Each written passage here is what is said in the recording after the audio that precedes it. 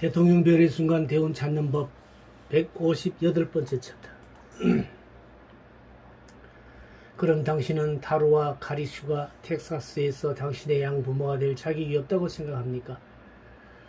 전형하는 고개를 흔든다. 아닙니다. 그들은 자기들의 역할을 잘 알고 또 잘 해내기도 합니다. 하지만 저에겐 카리슈가 문제이지요. 항상 험난한 만남이어야 하니까요. 카리슈는 환생할 때 늘 그런 역할을 맡게 됩니까?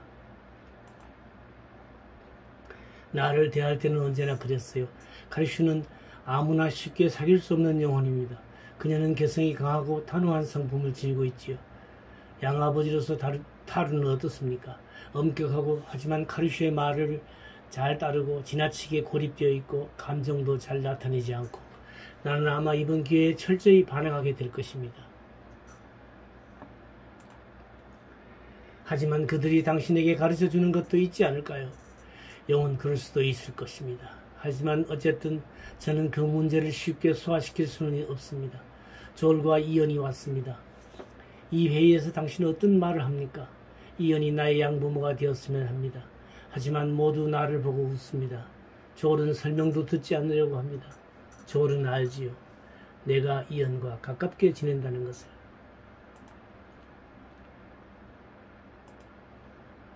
스무스, 당신은 당신을 놀리고 있습니까?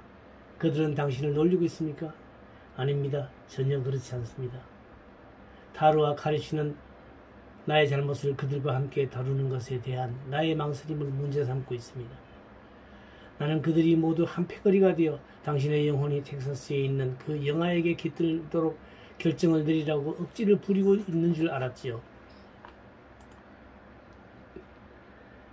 영혼의 세계에서는 아무것도 그런 식으로 결정되지 않습니다. 우리는 다만 인생에 대한 나의 불안에 대해 의논하고 있을 따름입니다. 하지만 나는 당신이 타루와 카리슈를 좋아하지 않는 것 같은 생각을 하게 되었거든요. 그들은 나에 대해 잘 알고 있지요. 나는 엄격한 지도를 필요로 하지요. 그렇지 않으면 나는 그들을 앞지르는 일을 저지르고 마니까요. 여기에 있는 모든 영혼들은 내가 마음대로 하려는 경향이 있다는 것을 다 알고 있지요. 그들은 나에게 그들이 없는 쉬운 인생이란 물 위로 흘러가는 것 같다는 것을 납득시킵니다. 그들은 많은 단련을 거친 영혼들이지요. 그럼 이제 당신은 그런 마음의 결정을 내린 것 같군요. 그들과 함께 텍사스의 인생을 살기로.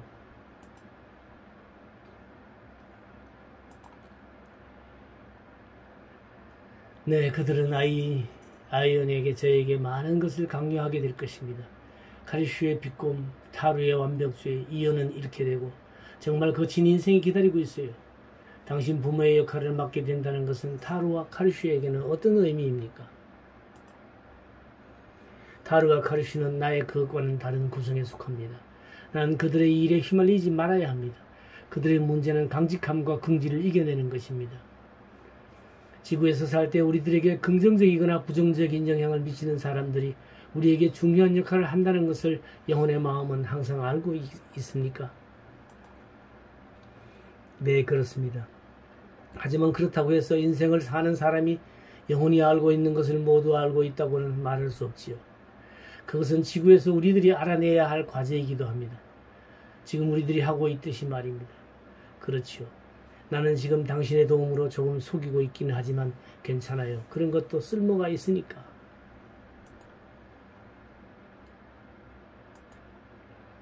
평상시의 의식으로 우리의 영혼이 어떤 것인가를 안다는 것은 너무나 어려운 일이기 때문에 수수께끼 같이 느껴지기도 한다. 이제 독자들은 초의식 상태에서도 우리의 의식적인 정신 상태의 비평적인 눈은 우리 자신을 관찰하고 있음을 알아내었을 것이다. 피술자들을 도와서 마음의 모든 면을 연결시키고 심오한 자에 이르게 하는 것이 최면요법의 가장 중요한 면이기도 하다. 나는 스티브가 자기의 영혼을 알므로써 그의 행동에 대한 통찰력을 갖게 되기를 바랐다. 다음 대담으로 스무스의 영혼이 왜 스티브의 몸에 깃들게 되었는지 알게 된다. 조엘, 이언, 타루, 카리슈와 함께한 영혼의 회의가 끝난 뒤 나는 스무스를 조용한 영혼의 세계로 데려가 대화를 시작하였다. 스무스, 인체에 깃든 영혼은 그 인간의 성격에 얼마나 영향을 미치게 됩니까? 많은 영향을 미치게 됩니다. 하지만 모두가 다 같지는 않아요. 아시다시피 좋은 육체와 영혼의 만남은 항상 있는 일이 아니지요. 저도 많은 환생을 하는 동안 좀 더 마음에 들었던 육체가 있었고 또 그렇지 않은 때도 있었지요.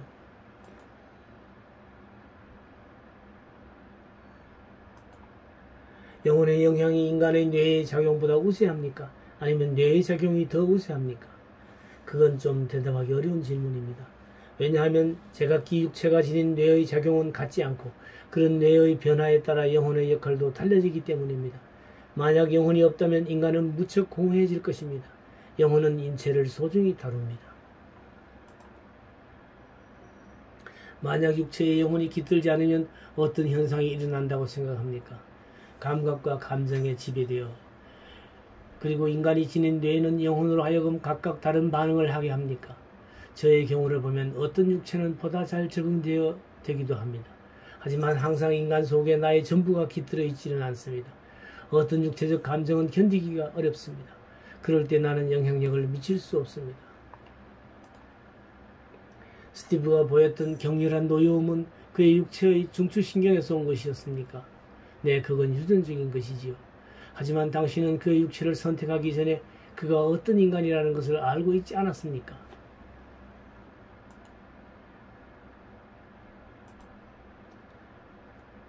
해모스러운 표정으로 맞아요. 그건 좋지 못한 것을 더욱더 그렇게 만드는 내 못된 버릇이지요.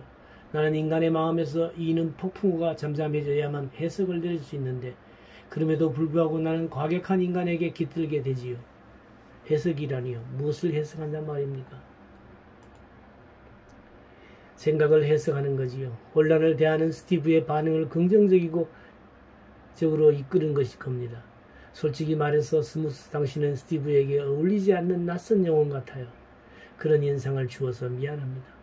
영혼은 인간의 마음을 조정하지 않습니다.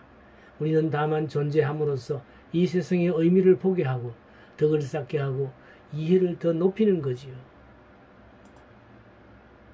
그 모든 것은 참으로 좋은 일입니다. 하지만 영혼 역시 인간의 육체에 깃들어 자신의 발전을 도모하지 않습니까? 그렇지 않습니까?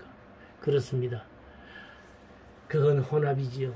우리는 서로 에너지를 주고받는 겁니다. 그렇다면 당신은 자신의 에너지를 깃드는 육체에 맞춥니까? 개체의 감정 표현에 따라 각각 다른 표현을 한다는 게 옳은 표현일 것입니다.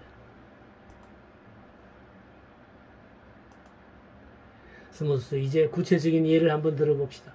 지금 스티브의 뇌와 영혼인 당신은 지구에서 어떤 일을 하고 있습니까? 나는 지금 물속에 빠져 있는 것 같습니다. 때로 많은 부정적인 힘과 맞서게 되면 나의 에너지는 과로로 인해 반응이 없어지지요.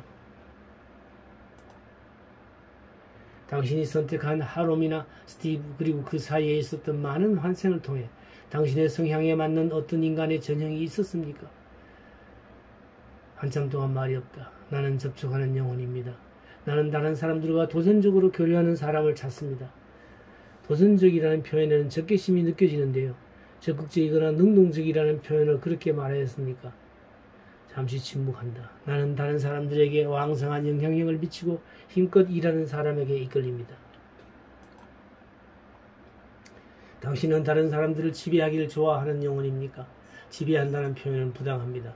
나는 다만 주위에 있는 사람들과 열성적으로 사귀지 않는 사람이 되고 싶지 않을 따름입니다.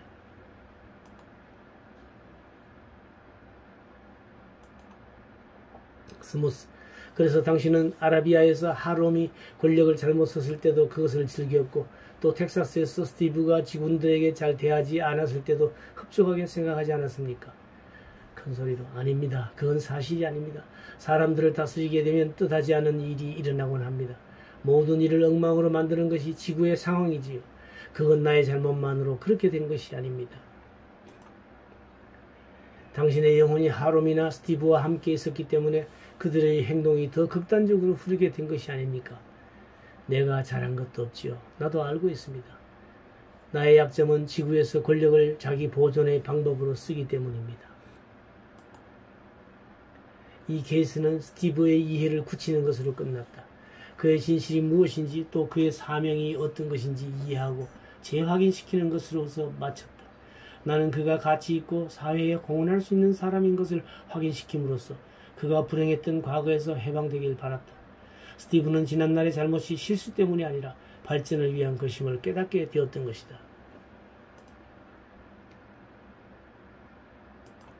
케이스 27은 사람들이 어려운 과제를 자기의 인생에 설정하는 것이 어릴 때부터라는 것을 증명한다.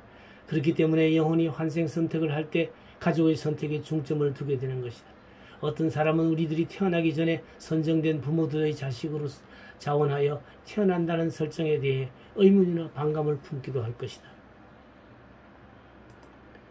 이 별의 순간 찾는 법 강좌는 현재 오프라인으로도 진행되고 있는데요. 매주 토요일 오전 10시부터 오후 1시까지 3시간 해서 1년간 서울 동방문화대학원 대학평생교육원에서 실시되고 있습니다. 이 대학은 성북구 성북로 28길 60에 위치하고 있으며 등록은 1학기 등록은 3월과 4월에 받고요. 2학기 등록은 8월과 9월에 접수를 받습니다. 이 전화번호와 메일을 참고하여서 접수 신청을 하시면 되겠습니다. 관심 있는 많은 분들의 참여를 기다리겠습니다.